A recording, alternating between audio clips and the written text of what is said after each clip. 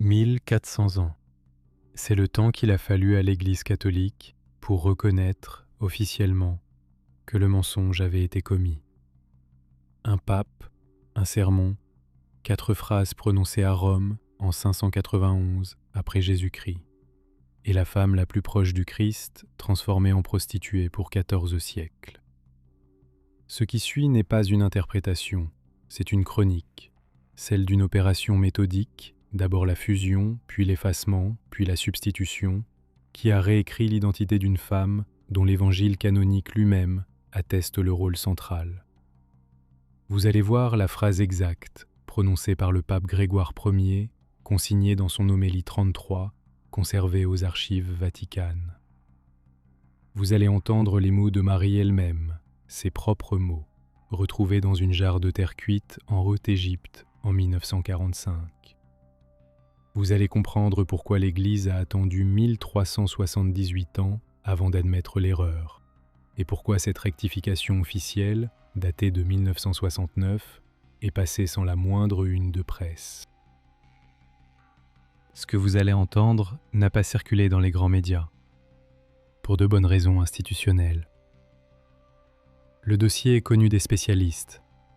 Karen King à Harvard, Elaine Pagels à Princeton, Jean-Yves Leloup à Paris. Il circule rarement hors de ces cercles. Vous êtes maintenant dans ce groupe. Commençons par une date.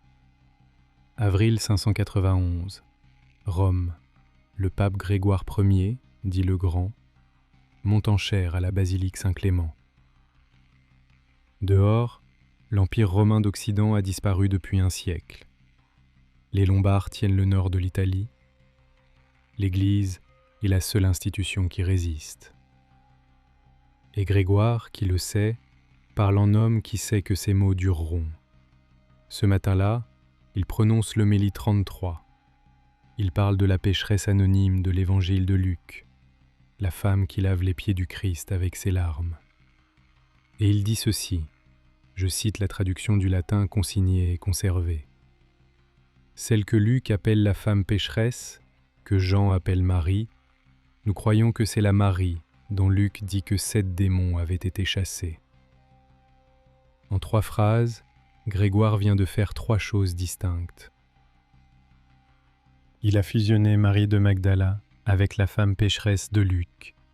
Il a ajouté la femme adultère de Jean et il a rattaché les 7 démons à la débauche sexuelle, une interprétation qui n'existe nulle part dans les textes.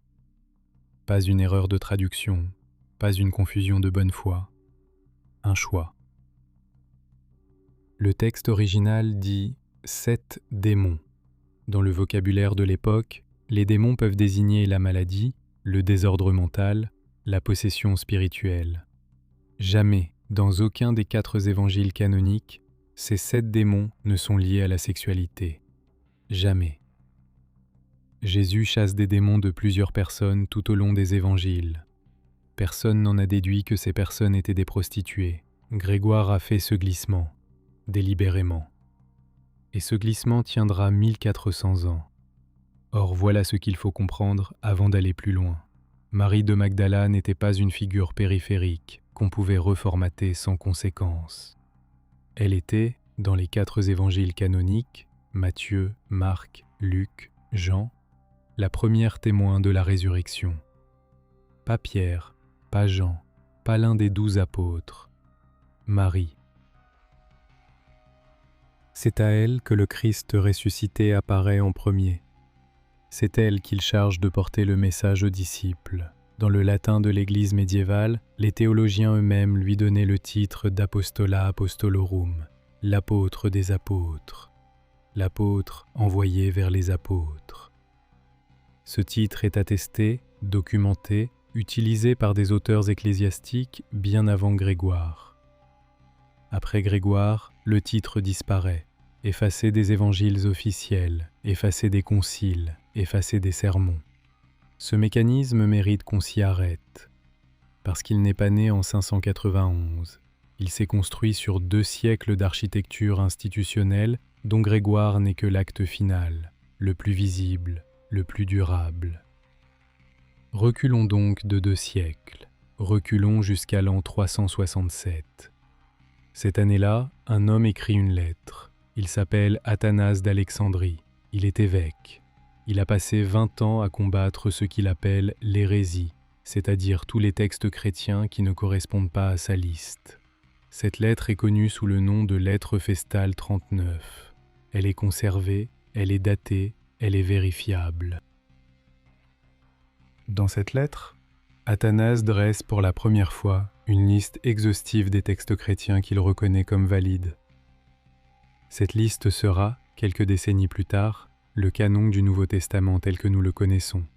27 livres, les mêmes 27 que dans votre Bible. Mais ce n'est pas la liste qui importe ici, c'est la phrase qui suit. Athanase écrit, en grec, que les autres textes, ceux qui ne figurent pas sur sa liste, ne doivent pas seulement être mis de côté, ils doivent être rejetés comme abominables.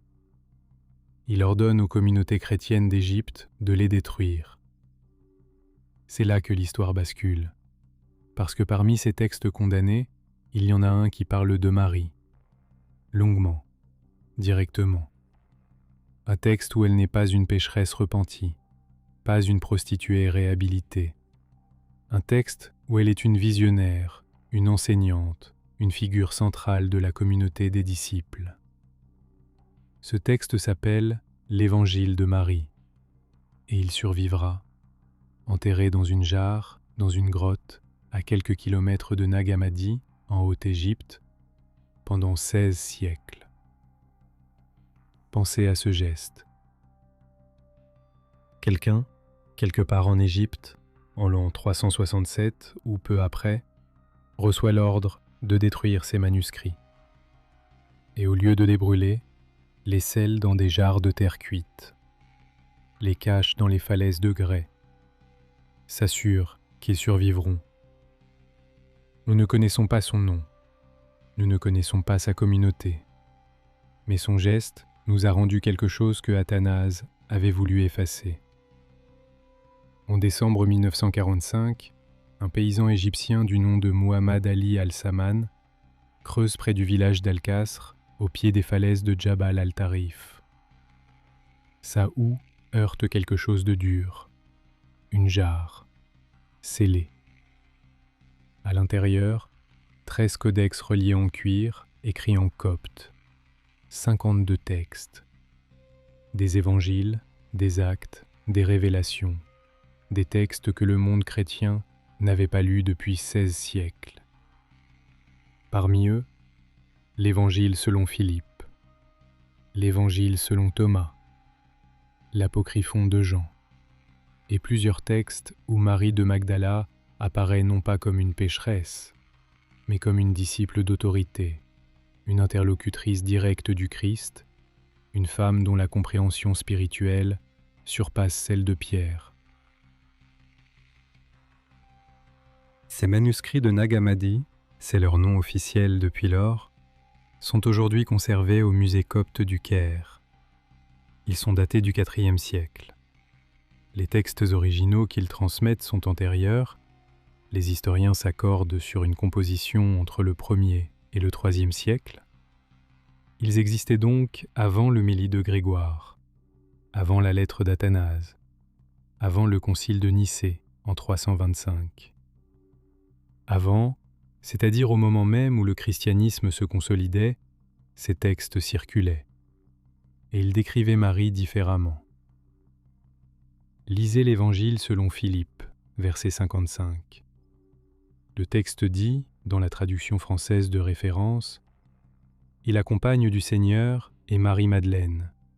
Il l'aimait plus que tous les disciples. » Cette phrase a fait scandale quand elle est devenue accessible au grand public. Dan Brown l'a utilisée dans le Code da Vinci. Mais la lecture correcte de ce passage n'est pas romanesque. Dans le vocabulaire gnostique du IIe siècle, la relation décrite ici est un rite de transmission du souffle, de la connaissance, la gnosis. Ce n'est pas un geste érotique, c'est un geste d'enseignement. Ce qui compte ici n'est pas le détail physique, c'est le mot « compagne », En grec, koinonos, partenaire, associé, coopératrice dans la mission, pas servante, pas pécheresse, partenaire. Et ce même évangile raconte la réaction des disciples face à ce statut. Pierre demande « Pourquoi l'aimes-tu plus que nous tous ?» La question n'est pas rhétorique, c'est une question de jalousie, de hiérarchie, de pouvoir. Mais l'archive la plus lourde n'est pas celle-là, pas encore. Elle existe dans un papyrus acheté par un antiquaire allemand au Caire en 1896.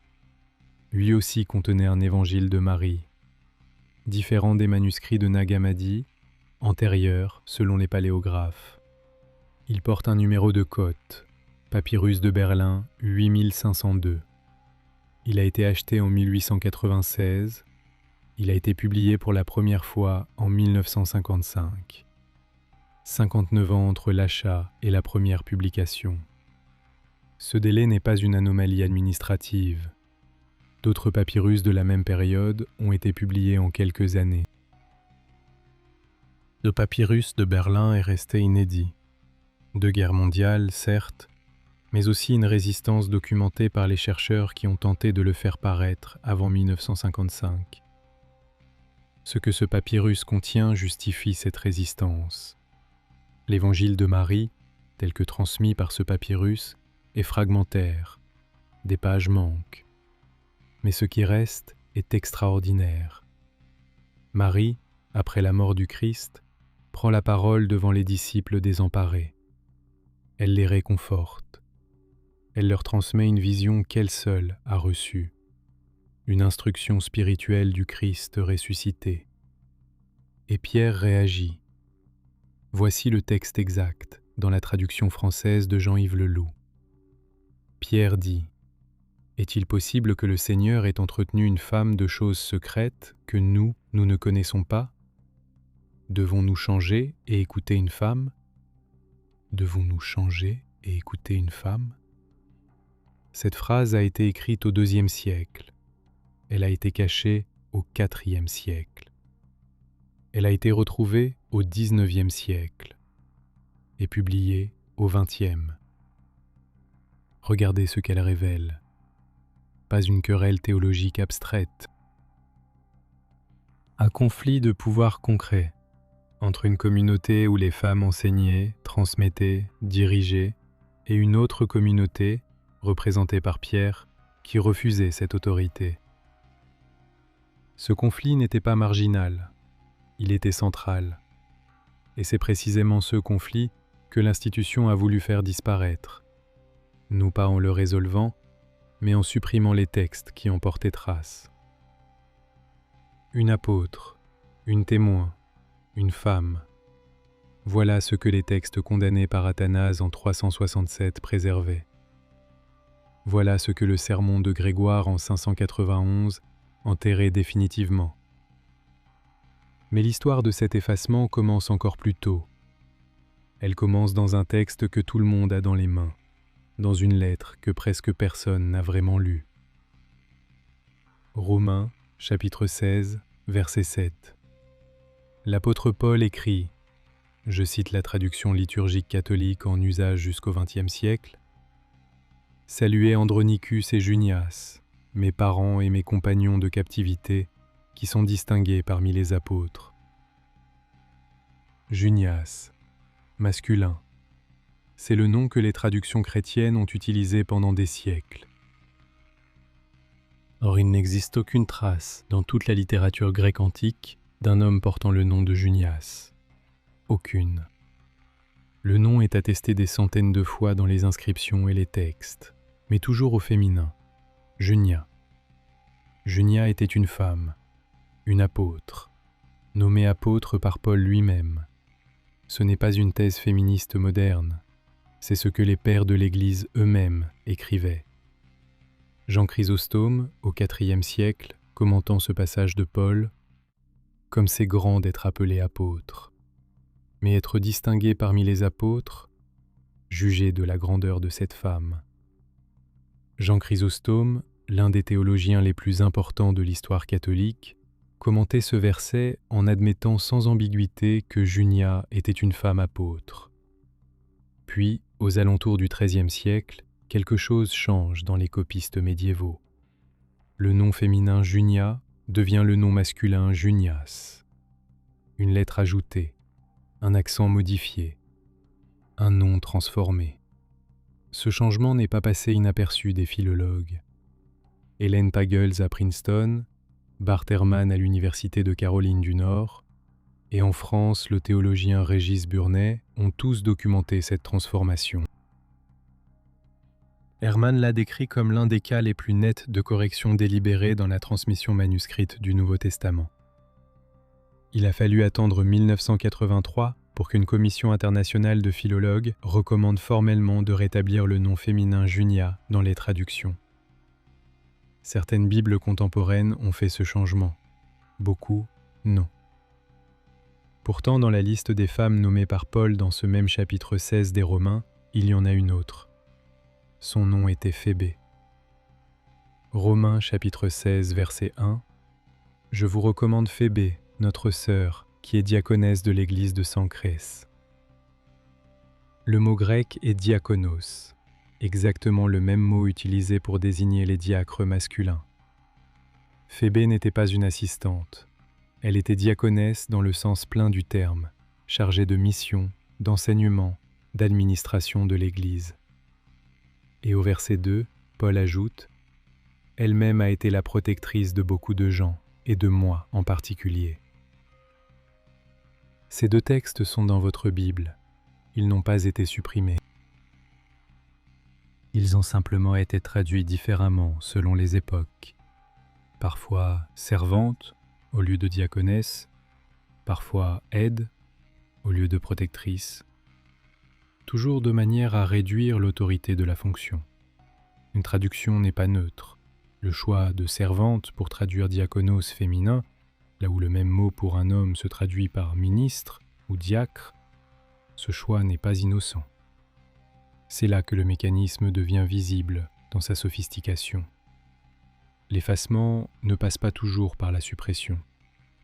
Il passe aussi par la reformulation, mot après mot, siècle après siècle, jusqu'à ce que le texte dise toujours la même chose, mais signifie quelque chose d'entièrement différent. Il y a une femme dont l'effacement a été plus brutal, plus direct, plus total. Et son histoire, en France, a une géographie précise.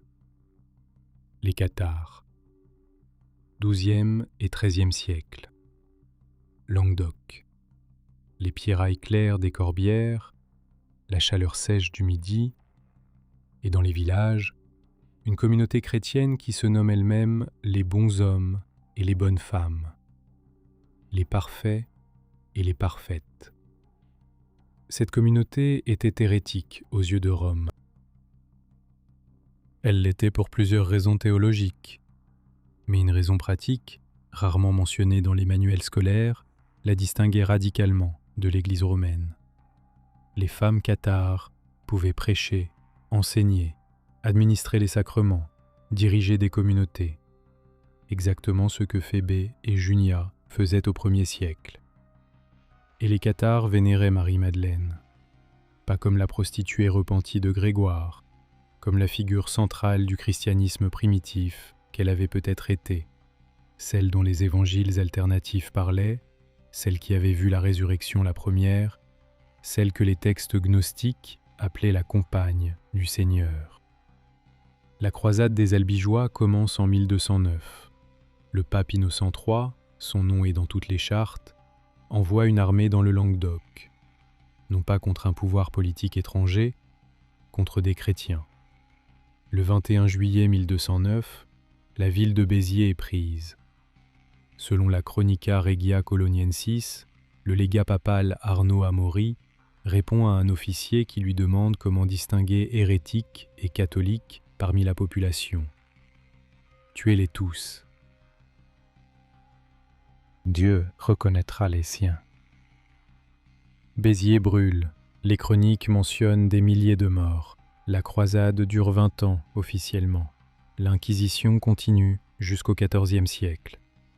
À Montségur, en 1244, 200 parfaits et parfaites refusent d'abjurer. Ils descendent de la forteresse et marchent vers le bûcher. Les parfaites brûlent. Les communautés féminines d'autorité disparaissent. Et avec elles, cette lecture de Marie-Madeleine qui leur avait donné leur fondement théologique. Voilà ce que l'effacement de Marie coûtait concrètement, pas seulement une mauvaise interprétation d'un texte, une justification pour des siècles d'autorité masculine exclusive. Quand vous effacez la première apôtre, vous retirez le fondement théologique de toute autorité féminine dans l'Église.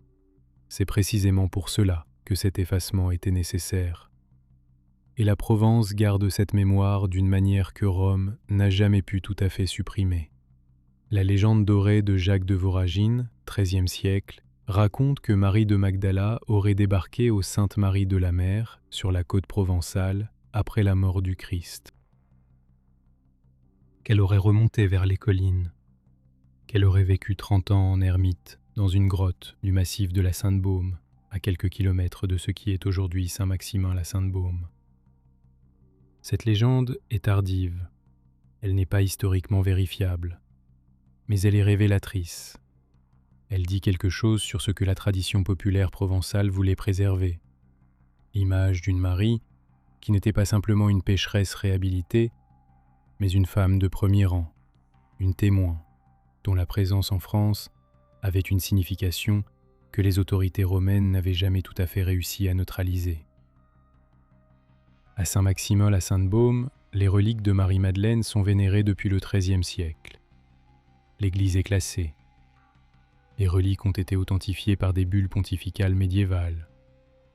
Les pèlerinages ont attiré des rois de France. Louis IX lui-même, Saint Louis, s'y est rendu. L'Église romaine qui avait fait de Marie une prostituée vénérait simultanément ses reliques comme celles d'une sainte. Cette contradiction n'a jamais été résolue. Elle a simplement été maintenue. Ce n'est pas la contradiction d'une institution confuse. C'est la contradiction d'une institution qui savait. Revenons maintenant à Rome. Revenons à 1969. Cette année-là, le pape Paul VI réforme le calendrier liturgique catholique. Dans cette réforme, discrètement, une décision est prise. Les 3 Maries que Grégoire Ier avait fusionnées en 591 sont officiellement séparées. Marie de Magdala redevient une figure distincte. La mention de pécheresse disparaît de la liturgie de sa fête, le 22 juillet. 1969.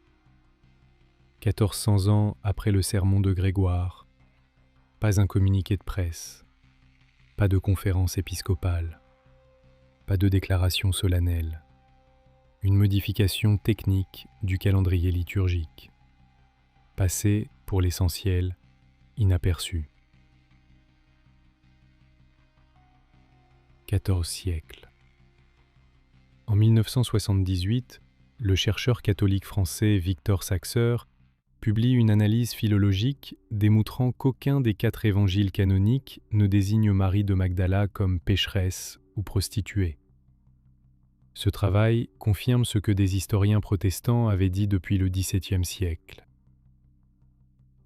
Il confirme ce que les textes de Nag Hammadi suggéraient depuis 1945.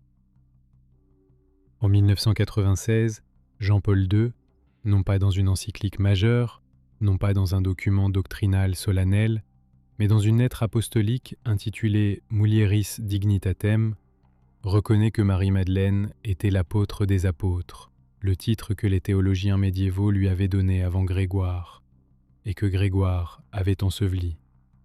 La rectification formelle viendra plus tard encore. En 2016, le pape François élève la fête de Marie-Madeleine au rang de fête liturgique, le même rang que celui des apôtres. Dans le décret de la Congrégation pour le culte divin, daté du 11 juin 2016, le cardinal Sarah écrit explicitement que ce geste vise à corriger les équivoques et les réductions dont Marie-Madeleine a été victime. Les équivoques et les réductions. Voilà la formule choisie par le Vatican pour qualifier 1400 ans de mensonges documentés. Une équivoque, une réduction, pas une falsification, pas une manipulation, pas une décision de pouvoir, une équivoque. Ce mot mérite qu'on s'y arrête. Il dit quelque chose sur la manière dont les institutions gèrent leurs mensonges quand elles ne peuvent plus les nier. Elles les reformulent en erreur de bonne foi, en maladresse de transmission, en accident interprétatif. Jamais en acte délibéré. Pourtant nous avons les textes, nous avons les dates, nous avons les noms. Grégoire Ier, 591, Homélie 33. Ce n'est pas une équivoque, c'est un nom, une date, un texte. Avant d'ouvrir le dossier suivant, un mot. Cette chaîne construit ses enquêtes sans sponsor institutionnel, sans réseau de diffusion médiatique, sans relais académique. Si vous voulez que ce type de travail continue d'exister, l'abonnement et la cloche sont les deux gestes qui maintiennent ce canal visible. Si la première moitié vous a tenu, vous savez quoi faire. Reprenons.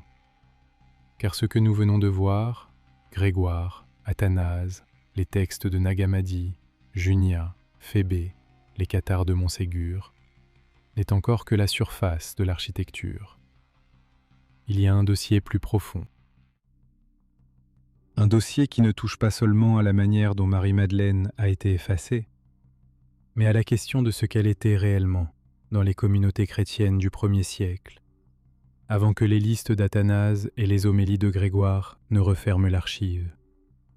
Ce dossier commence dans un texte que très peu de gens ont lu.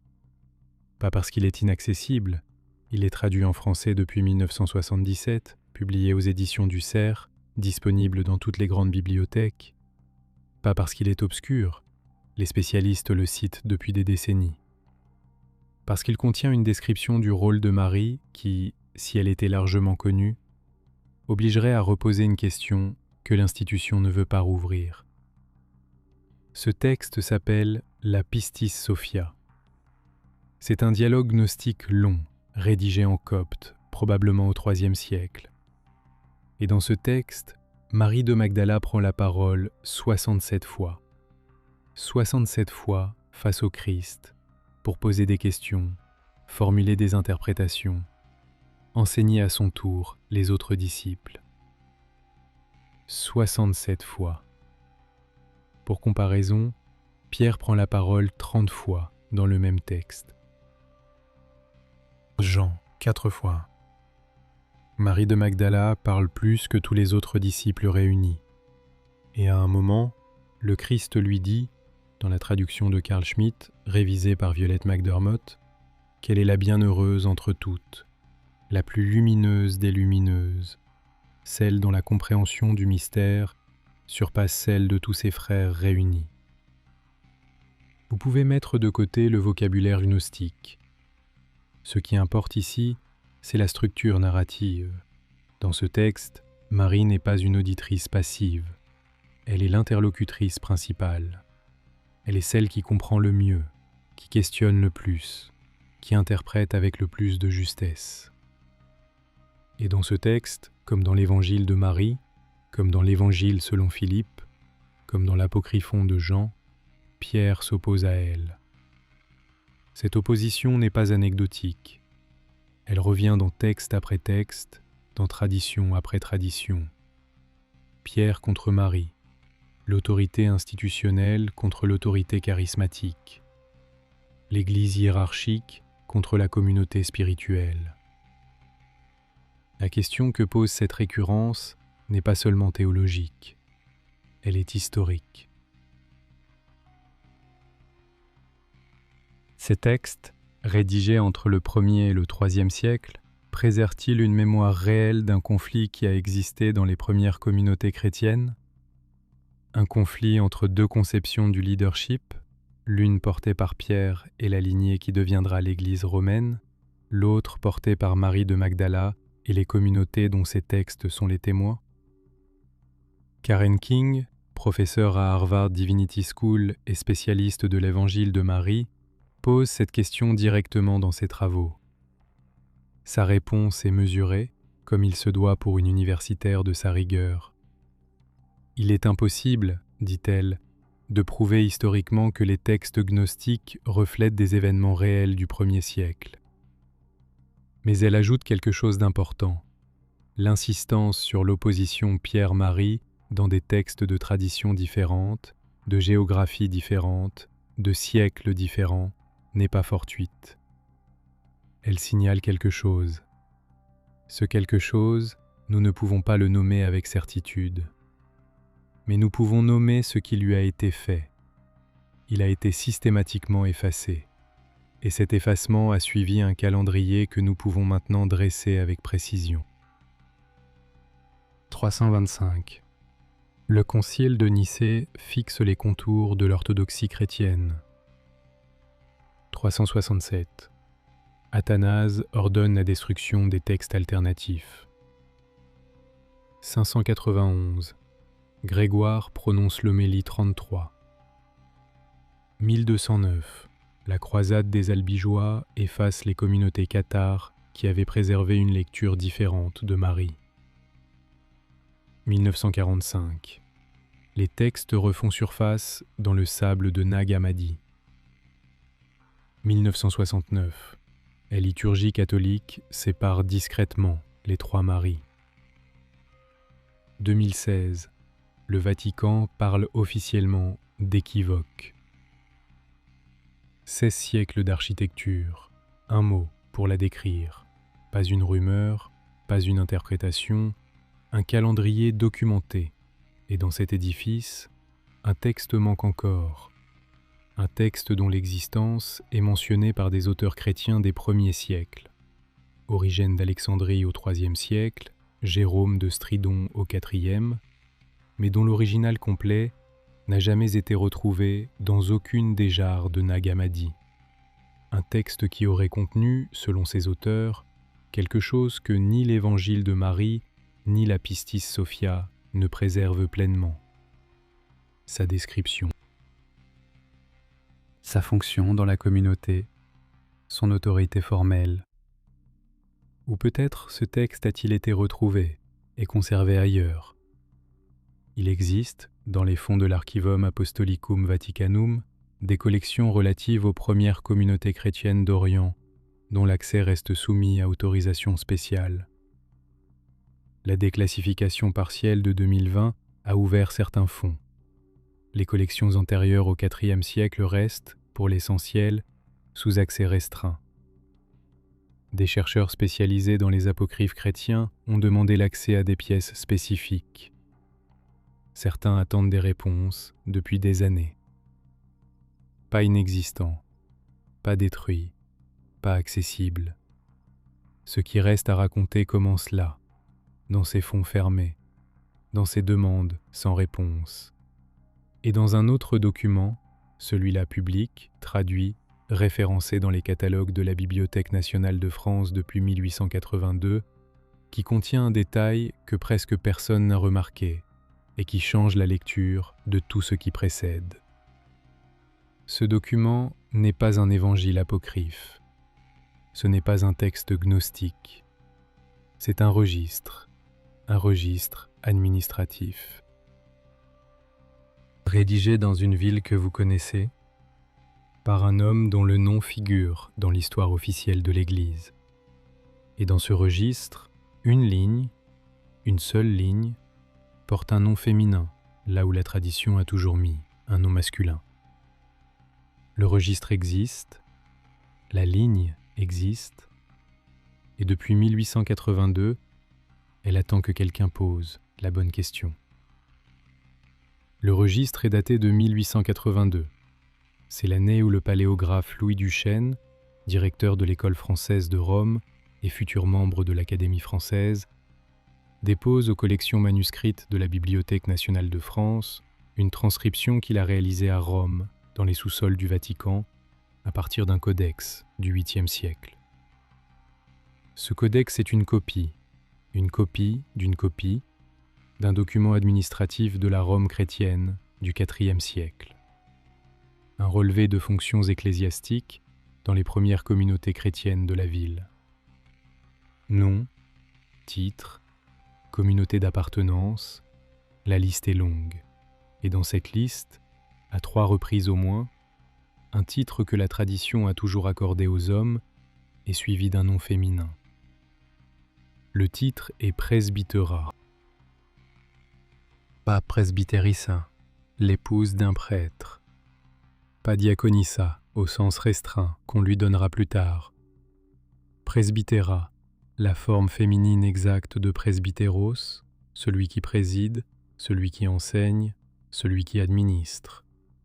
Le mot que l'Église latine traduira par prêtre. Duchesne note la ligne. Il l'encadre d'un point d'interrogation dans sa transcription. Il suggère en marge que la copie comporte peut-être une erreur du scribe. Et il n'en dit plus rien dans ses publications. Sa transcription dort dans les manuscrits de la Bibliothèque nationale. Elle y est toujours. La cote est manuscrit latin 12153. Elle est consultable. Ce n'est pas un cas isolé, et c'est précisément pour cela qu'il mérite qu'on s'y arrête. Parce que l'inscription de Duchesne n'est pas la seule.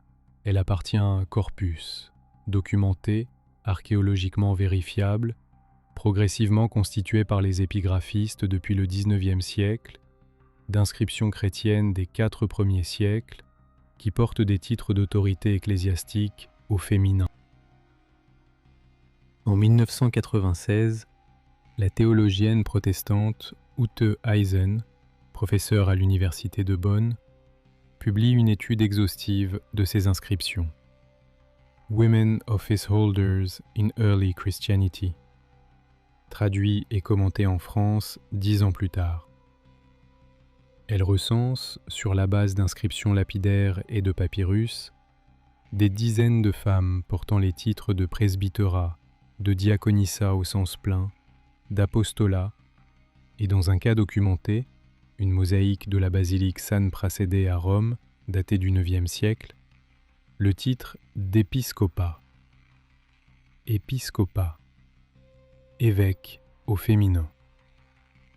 Cette mosaïque existe, elle est visible. Elle représente 4 personnages autour du Christ. 2 saintes, la Vierge Marie, et une femme désignée par une inscription qui l'entoure de la tête. Le texte dit « Théodora Episcopa », Théodora, évêque. L'auréole est carrée, signe que la personne représentée était vivante au moment de la commande du tableau. Théodora n'est pas une sainte honorée post-mortem. C'est une femme vivante, désignée par son titre de fonction. Cette mosaïque a été remarquée très tôt par les historiens de l'art.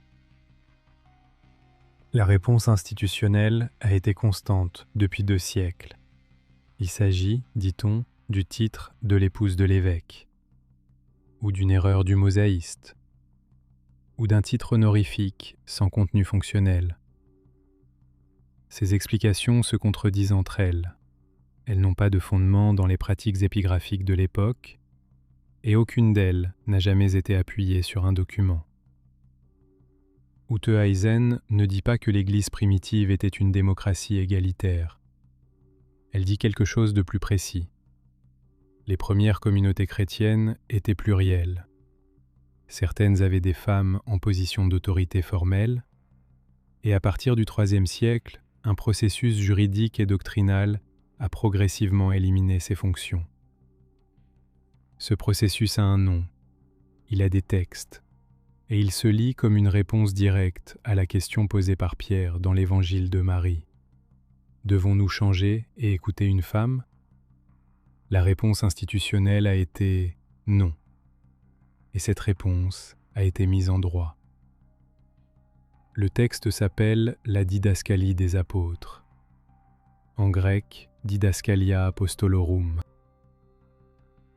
C'est un document de droit ecclésiastique, rédigé en Syrie au IIIe siècle, probablement entre 220 et 250 après Jésus-Christ. Il prétend être l'œuvre des 12 apôtres. Il ne l'est pas, c'est ce que les philologues ont établi depuis le XIXe siècle. Mais il a été utilisé pendant des siècles comme s'il l'était. Dans ce texte, il y a un chapitre sur les femmes. Je cite la traduction de référence de Madeleine Metzger, publiée aux éditions du Cerf.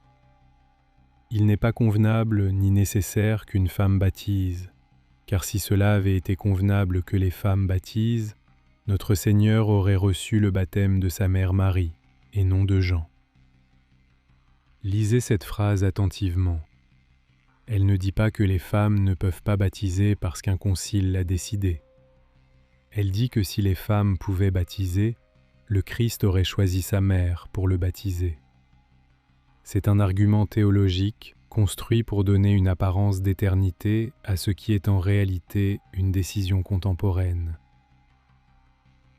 Et 2 chapitres plus longs, la didascalie prescrit que les diaconesses existent, mais en les limitant strictement. Elles peuvent aider les femmes lors du baptême par immersion pour des raisons de décence, rien d'autre. L'enseignement leur est interdit. La présidence eucharistique leur est interdite. Le droit canonique commence à se construire. 2 siècles plus tard, en 363, le concile de Laodicée, en Asie mineure, va plus loin. Canon 11. Il ne faut pas établir dans l'Église ce qu'on appelle des presbytères ou présidentes. Canon 44.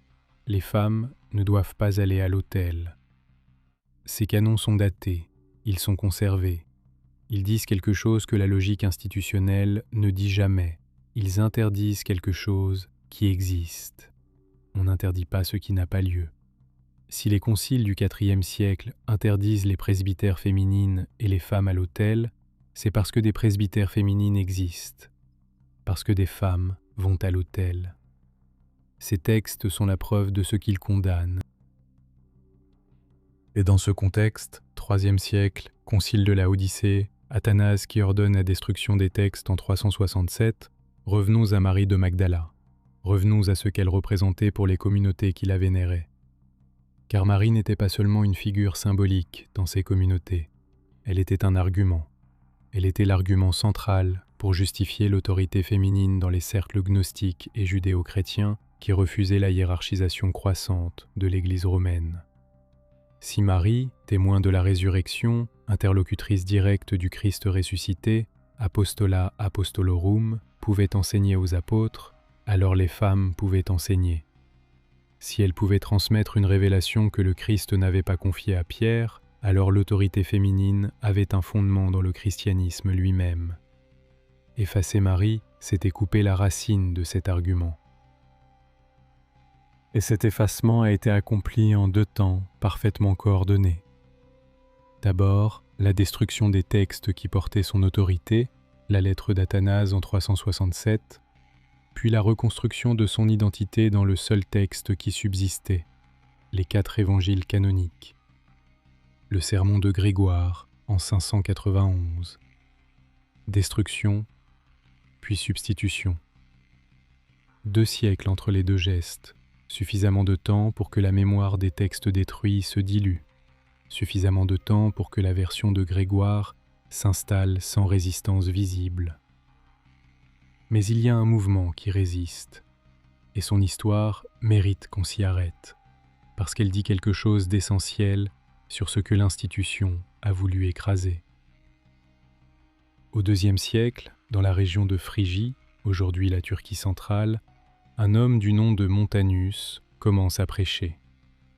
Il dit avoir reçu l'Esprit Saint.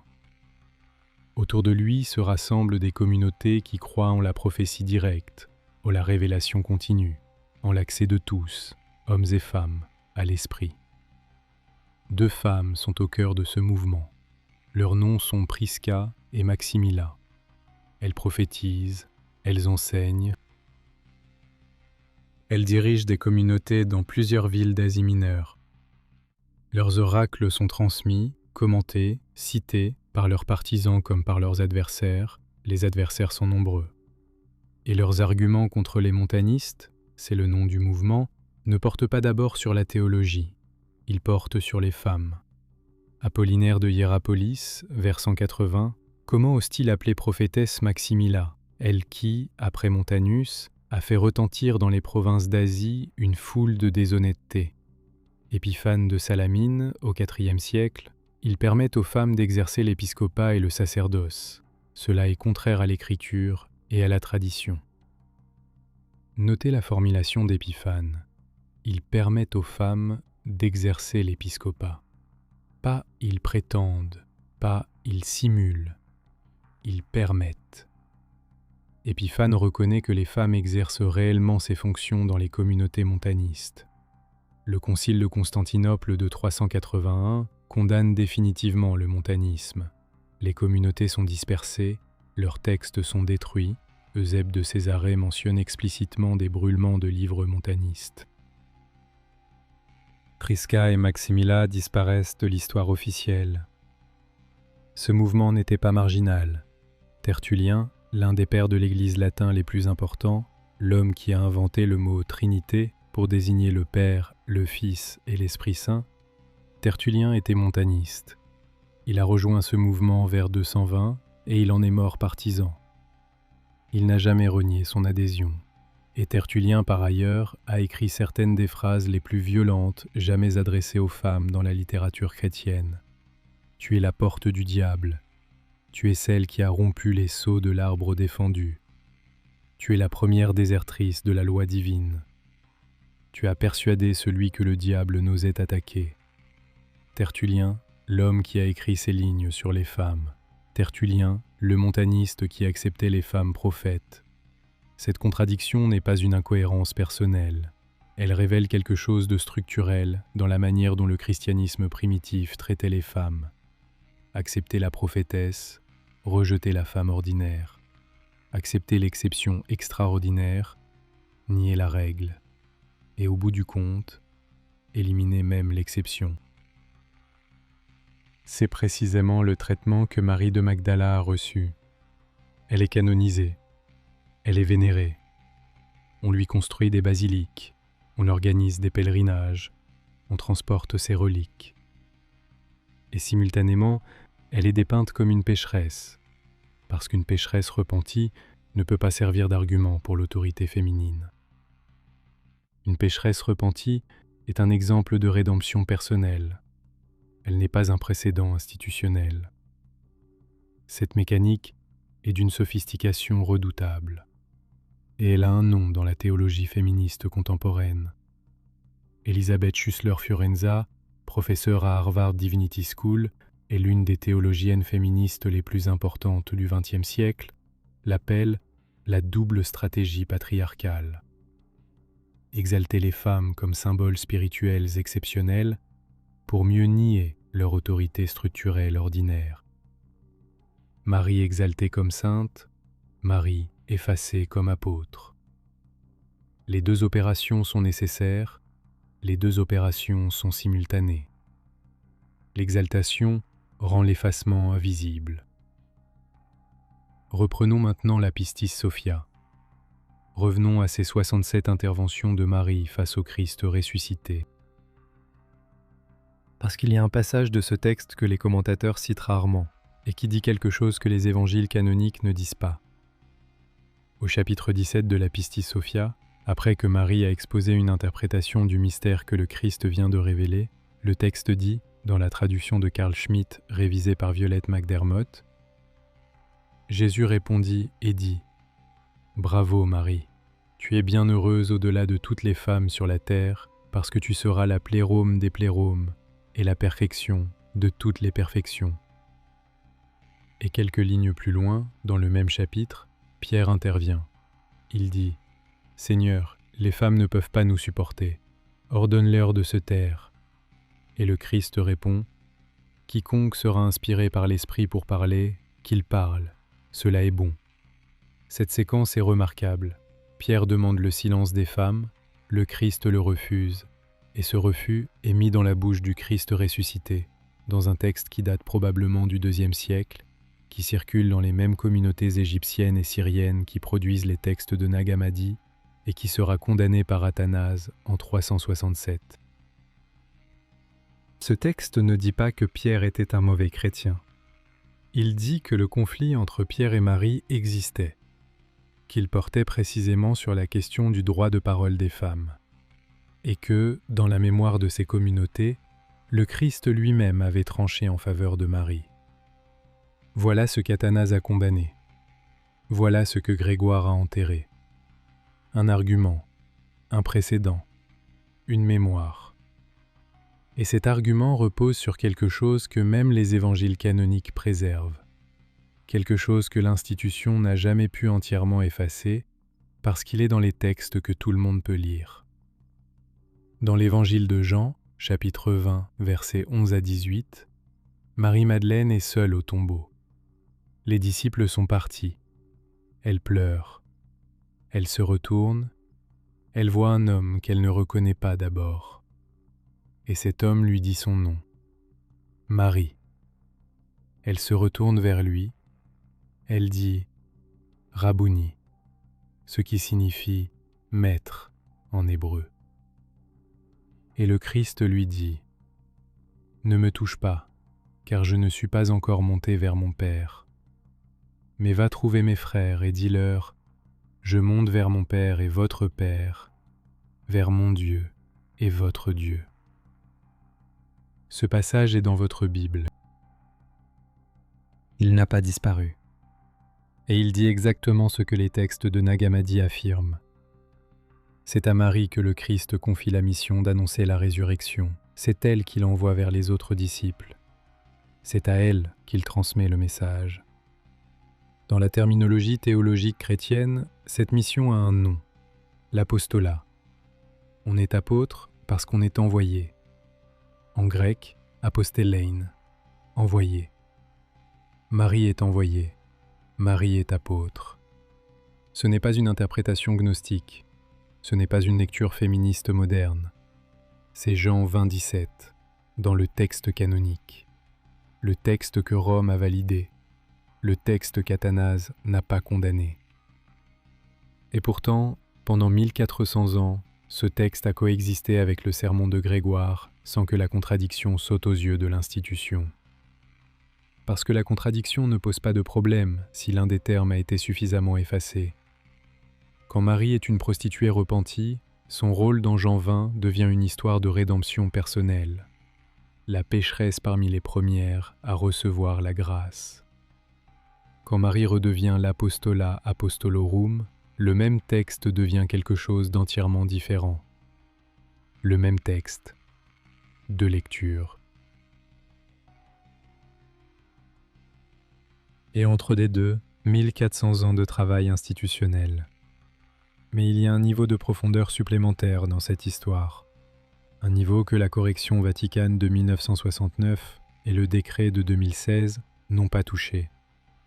Il porte sur une question précise. Pourquoi Grégoire a-t-il fait cela en 591 ? La réponse évidente, protéger l'autorité masculine dans l'Église, est correcte, mais insuffisante. Elle ne dit pas pourquoi en 591 spécifiquement. Pourquoi pas en 450 ? Pourquoi pas en 700 ? La réponse est dans le contexte politique et ecclésiastique de l'époque. En 591, Grégoire Ier vient d'être élu pape. Il hérite d'une institution fragilisée. Rome est sous menace lombarde. La papauté n'a pas encore l'autorité universelle qu'elle revendiquera plus tard. Et les conflits internes entre différentes factions du christianisme ne sont pas résolus.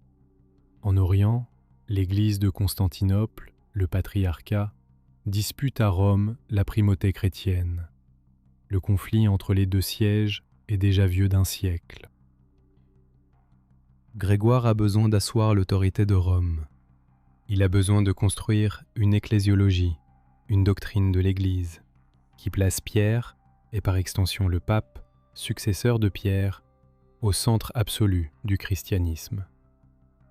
Et le problème avec Marie de Magdala, tel que les textes canoniques et les textes alternatifs la dépeignent, c'est qu'elle complique ce récit.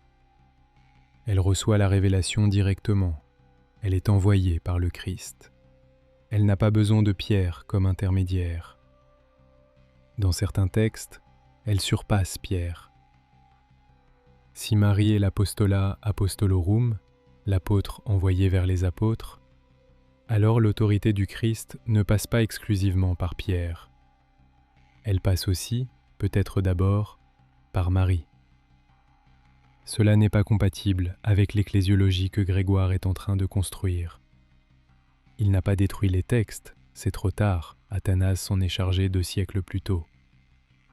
Il a fait quelque chose de plus efficace. Il a transformé la femme qui portait l'argument en une pécheresse repentie. Et une pécheresse repentie ne peut pas servir de fondement à une ecclésiologie alternative. L'argument est mort avec le personnage. Le travail de Grégoire n'est donc pas seulement une erreur d'interprétation.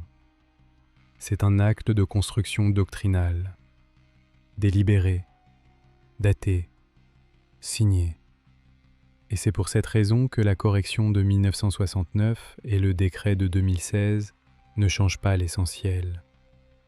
Ils reconnaissent que Grégoire s'est trompé sur l'identité de Marie. Ils ne reconnaissent pas que Grégoire avait des raisons institutionnelles de la tromper. Ils séparent l'erreur de sa cause. Ce faisant, ils préservent l'édifice. Et cet édifice a des fondations que la correction de Marie-Madeleine ne touche pas. Des fondations qui tiennent depuis le IVe siècle, qui tiennent encore aujourd'hui. Le premier concile de Nicée, 325, il ne statue pas directement sur les femmes dans les ordres. Mais il fixe une chose fondamentale, la structure hiérarchique de l'Église, avec l'évêque au centre et la liste des évêques reconnus, tous masculins. Le concile de Laodicée, 363, interdiction des presbytères féminines. Le concile de Carthage, 396, les femmes ne peuvent ni baptiser, ni exercer de fonctions sacerdotales. Les constitutions apostoliques, fin du IVe siècle. Nous ne permettons pas aux femmes d'enseigner dans l'Église, mais seulement de prier et d'écouter ceux qui enseignent.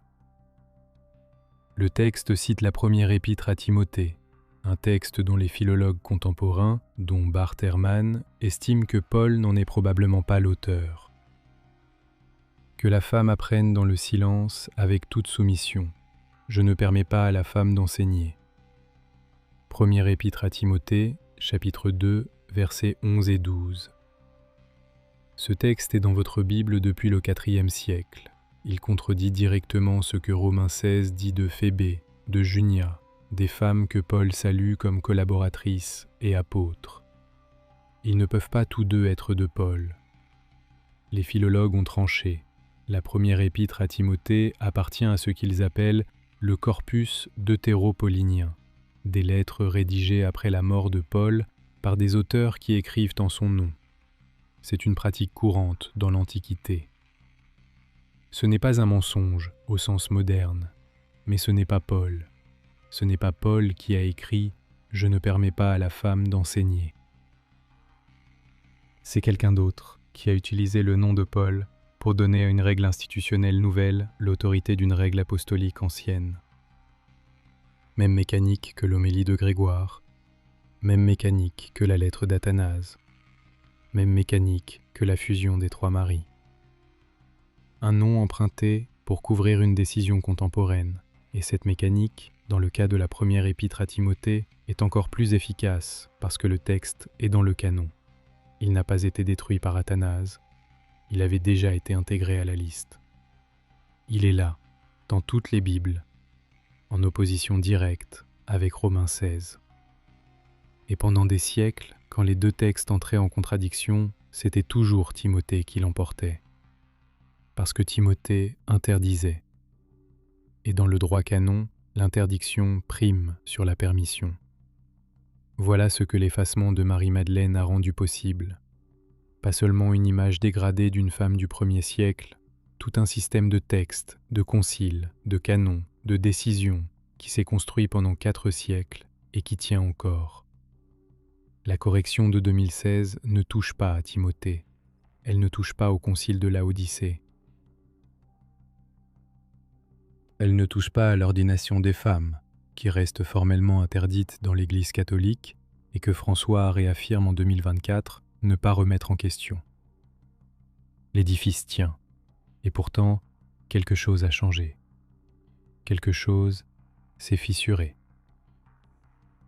La fissure est dans les archives, pas dans les archives fermées, dans les archives ouvertes, dans les textes publiés, dans les inscriptions photographiées et cataloguées, dans les manuscrits numérisés. Le corpus d'Utheisen, les textes de Nag Hammadi accessibles en ligne depuis 2020, le papyrus de Berlin au format numérique depuis 2018, la transcription de Duchesne à la Bibliothèque nationale, manuscrit latin 12153, consultable. Ce que l'institution a mis 2000 ans à construire est maintenant visible dans sa structure complète. Les chercheurs qui souhaitent le lire peuvent le lire. Les questions qu'ils posent ne peuvent plus être étouffées par la destruction des textes, parce que les textes existent, sont copiés, sont disséminés dans des dizaines de bibliothèques sur 3 continents. Et dans ce contexte, le décret de 2016 prend une signification différente de celle d'une rectification théologique ordinaire.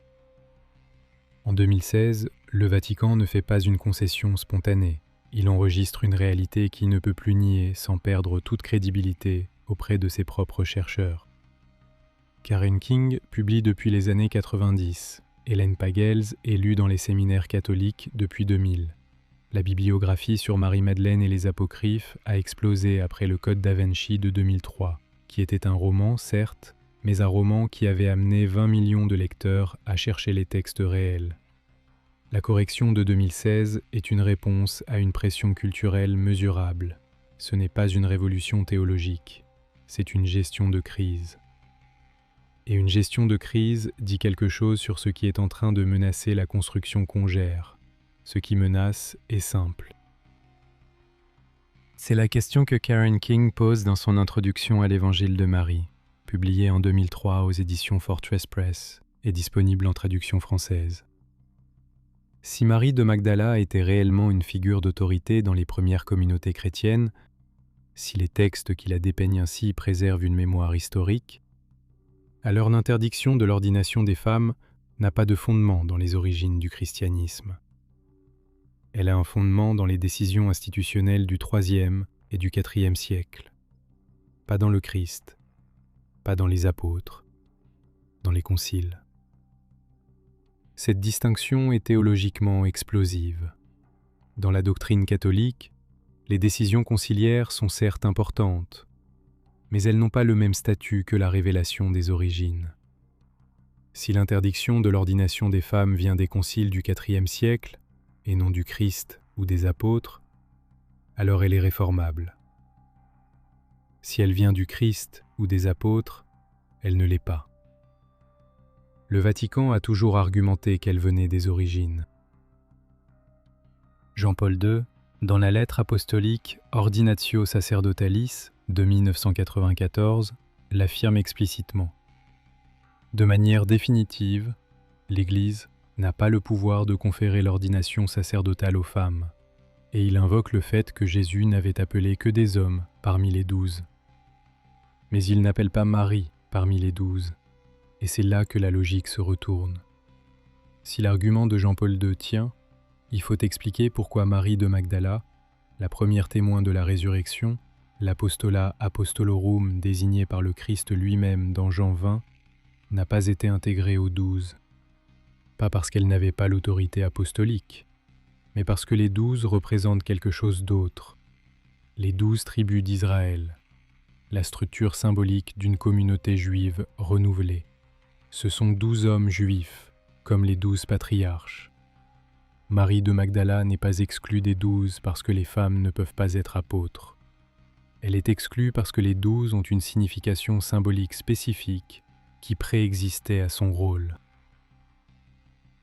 Et son rôle, le rôle qu'elle joue dans les textes canoniques et non canoniques, n'est pas celui de l'une des 12.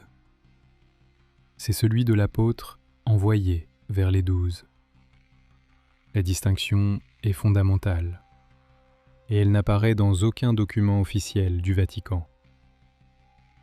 Revenons pour finir à une question concrète, une question qui n'a pas de réponse certaine, mais qui mérite d'être posée. Il existe dans les archives des bibliothèques monastiques d'Orient, Égypte, Syrie, Éthiopie, des collections de manuscrits qui n'ont pas encore été entièrement catalogués. La bibliothèque du monastère Sainte-Catherine du Sinaï, qui a livré le Codex Sinaiticus en 1844, contient encore des milliers de manuscrits non publiés. Les chercheurs qui y travaillent dans le cadre du projet Sinai Palimpsest Project, un programme international de numérisation initié en 2010, ont déjà trouvé des textes inconnus sur des parchemins réutilisés. Le projet n'est pas terminé. Et dans les bibliothèques monastiques coptes de Haute-Égypte, les mêmes régions où les jarres de Nag Hammadi ont dormi 16 siècles, des moines conservent depuis des générations des manuscrits dont l'inventaire n'a jamais été publié. Pas par mystère, par manque de moyens, par isolement géographique, par priorité institutionnelle qui ont toujours favorisé les grandes bibliothèques des capitales sur les petites collections des déserts. Ce que ces collections contiennent, nous ne le savons pas. Peut-être rien qui change ce que nous savons. Peut-être quelque chose que nous ne pouvons pas anticiper, comme personne, en décembre 1945, n'anticipait ce que la houe de Muhammad Ali al-Saman allait heurter dans les falaises de Jabal al-Tarif. L'histoire des archives chrétiennes est une histoire de surprises. Les surprises ne sont pas finies. Et avant d'en finir, un mot sur ce que cette enquête dit, au fond, au-delà du cas de Marie-Madeleine. Ce que nous avons vu n'est pas l'histoire d'une machination secrète, pas de société secrète, pas de complot millénaire au sens romanesque du terme. Ce que nous avons vu est quelque chose de plus banal et de plus grave, la manière dont les institutions gèrent leur propre histoire. Elles suppriment d'abord les textes d'Athanase. Elles reformulent ensuite le sermon de Grégoire. Elles oublient enfin, jusqu'à ce que l'oubli soit institutionnalisé, deviennent doctrine, prennent la texture de la vérité originelle. Et quand les archives refont surface, quand les jarres sont ouvertes, quand les transcriptions poussiéreuses sont retrouvées, quand les paléographes posent les bonnes questions, l'institution ne dit pas « nous avons menti ». Elle dit « il y a eu des équivoques, des réductions, des malentendus ». Ce mot « équivoque » contient toute l'architecture. Une équivoque n'est pas un acte. Une équivoque est une brume. Et la brume ne peut pas être tenue pour responsable. Grégoire Ier est mort en 604. Athanase d'Alexandrie est mort en 373. Les hommes qui ont pris ces décisions sont morts depuis 14 siècles. Ce qui n'est pas mort, c'est l'édifice qu'ils ont construit. Et ce qui n'est pas dit, c'est que cet édifice tient encore, pas comme une ruine archéologique, mais comme une structure vivante qui continue de produire des effets sur des millions de personnes aujourd'hui. Ce n'est pas une question théologique, c'est une question d'histoire institutionnelle. De la même manière qu'on peut étudier comment un État a réécrit son histoire après une défaite, on peut étudier comment une institution religieuse a réécrit ses origines pour justifier une structure de pouvoir. Les outils sont les mêmes, les textes, les dates, les noms, les archives. Et la méthode est la même, suivre le fil, jusqu'à la source. Marie-Madeleine est à la source. Elle est là dans Jean 20, le texte canonique que personne ne nie. Elle est là dans l'Évangile de Marie, le texte que quelqu'un a caché plutôt que de brûler. Elle est là dans la Pistis Sophia, 67 fois. Elle est là dans le titre Apostola Apostolorum que les théologiens médiévaux lui donnaient avant que Grégoire n'intervienne. Elle a été couverte par une décision, elle a été retrouvée par des archives, et l'institution qui l'a couverte a finalement, en 2016, reconnu qu'il y avait eu des équivoques. C'est peu, c'est tout ce que les institutions disent quand elles ne peuvent plus nier. Mais c'est documenté, daté, signé Cardinal Sarah, 11 juin 2016. Et ce document rejoint la longue liste des textes qui disent, chacun à leur façon, la même chose. Que l'histoire que nous avons reçue n'est pas l'histoire qui s'est passée. Que quelqu'un a choisi ce que nous allions lire. Et quelqu'un d'autre a choisi de cacher le reste dans une jarre. Si ce travail vous a semblé utile, si vous pensez que ce type de dossier doit continuer à exister hors des cercles académiques, accessible à ceux qui ne lisent pas les revues de théologie, l'abonnement, la cloche et le partage de cette vidéo sont les 3 gestes qui le rendent possible. C'est la seule infrastructure qui finance ce canal. Le dossier suivant porte sur un effacement du même type, dans un autre domaine, avec les mêmes outils. Des noms changés dans les manuscrits, des fonctions reformulées dans les traductions, une décision institutionnelle couverte pendant des siècles par une terminologie d'accident. Avec, au bout, des archives qui ne mentent pas. Des archives ne mentent jamais. Elles attendent.